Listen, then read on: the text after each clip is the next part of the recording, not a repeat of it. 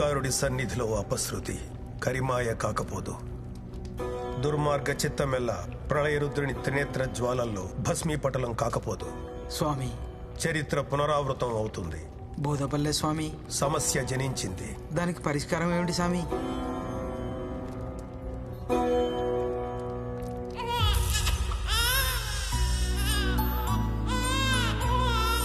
పరిష్కారం జనించింది.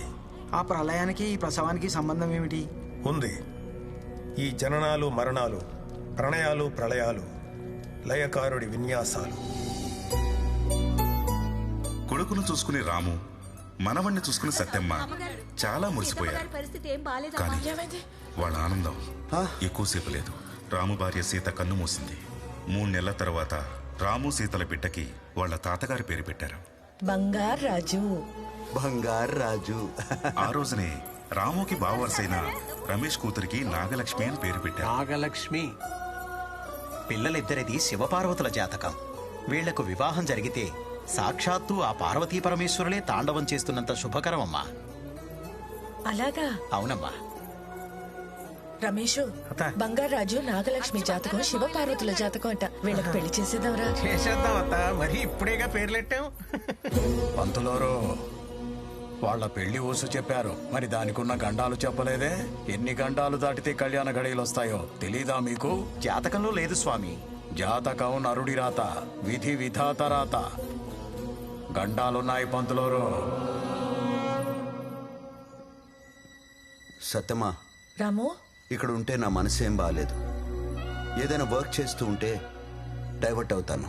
నేను యుఎస్ తిరిగి వెళ్ళిపోతాను. వీడు నీ దగ్గర ఉంటేనే కరెక్ట్. వీలైనప్పుడు వచ్చి చూసి వెళ్తాను. అలాగేరా. త్వరలో నీకు మంచి సంబంధం చూసి పెళ్లి చేసేస్తాను. సీత జ్ఞాపకాలు నాకు తోడుంటే చాలు.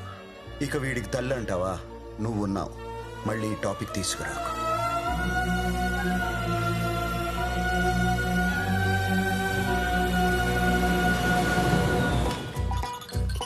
అప్పటి నుంచి వాడిని కళ్ళల్లో పెట్టుకుని పెంచింది. బంగారాజును బడికి పంపించడానికి కూడా బాధపడిపోయేది సత్యమ్మ. కన్నీళ్ళేటత్తా. నా కర్మ కాకపోతే వీడిని స్కూల్ కి పంపించడం ఏంట్రా? కర్మ ఏంటత్తా, నా కూతురుని చూడు, చెంగు చెంగుమని ఎలాగెందుకుంటూ లోపలికి వెళ్తుందో. అది ఆడపిల్ల, ఎలాగైనా బ్రతికేస్తుంది. రా బంగారాజు, వెళ్ళి అక్కడ కూర్చో. తీసేస్తాను. వెళ్ళు బాబమ్మ, వెళ్ళు అటు.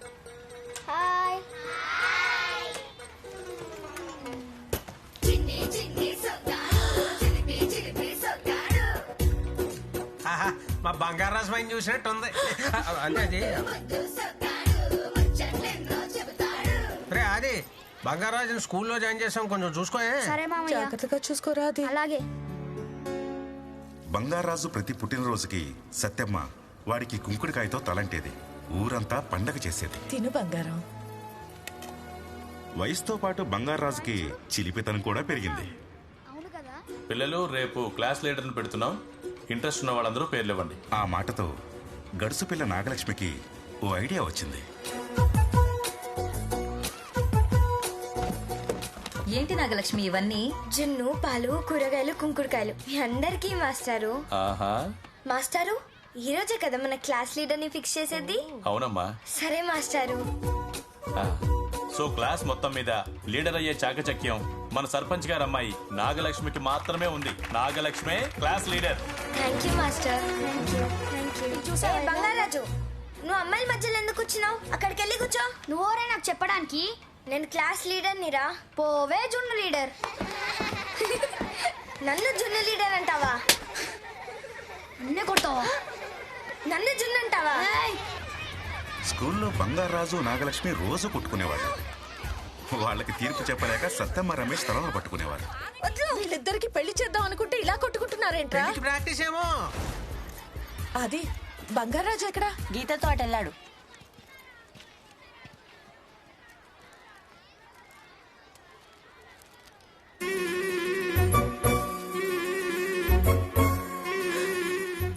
సత్యమ్మ ఓ రోజు చూడకూడదు చూసింది. బంగారాజు!